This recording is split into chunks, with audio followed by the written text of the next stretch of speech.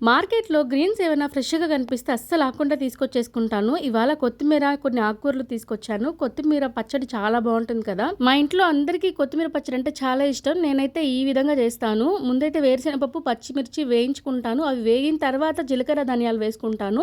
ఎందుకంటే కాస్త తొందరగా వేగిపోతాయి జీలకర్ర, ధనియాలు. ఇంకా పప్పు, పచ్చిమిరపకాయలు లేట్‌గా వేగుతాయి కాబట్టి. అవి వేగాక పక్కకి తీసి పెట్టేసుకొని, ఆ తర్వాత కొన్ని టొమాటోలను వేయించుకుంటాను. అందులోనే కొత్తిమీర కూడా వేసి వేయించేసుకుంటాను.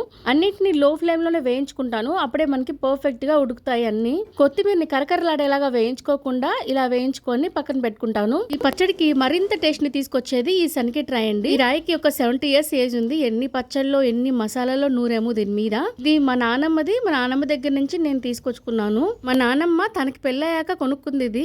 నాకు పెళ్ళయ్యాక మా నానమ్మ నాకు ఇచ్చేసారు ఇది. చిన్నప్పుడంతా మా నానమ్మ చేసే పచ్చళ్ళని అలా బండ పక్కన కూర్చొని ఆమె నూరుతా ఉంటే చూస్తా ఉండేదాన్ని నేను. ఆమె నూరే ప్రతిసారి పక్కన కూర్చొని నానమ్మ నేను అంటాను చేత్తో, నేను తోస్తాను చేత్తో అనేదాన్ని. వద్దమ్మా బండ కింద చేయి పడితే చేయి నలిగిపోద్ది అనేది. కాలం ఎంత ఫాస్ట్ గా ఉందో కదా. ఇప్పుడు నేనే ఈ బండ మీద పచ్చళ్ళు చేస్తున్నాను. మా పాపని పక్కన ఉండమంటున్నాను చేయి పెడతానంటే. మొత్తానికి నా పచ్చడి అయితే చాలా రుచిగా వచ్చింది. దీనికి పోపు పెట్టుకోవచ్చు, లేదా ఇలా ఆనియన్ దంచి అక్కడితో ఆపేసుకోవచ్చు. అయితే ఆనియన్ అన్నంలో అక్కడక్కడ తగులుతుంటే భలే నచ్చుతుంది. మీకు కూడా నచ్చితే మీతో నెల్లు రమ్మాయిని లైక్ చేసి సబ్స్క్రైబ్ చేస్తారు కదా.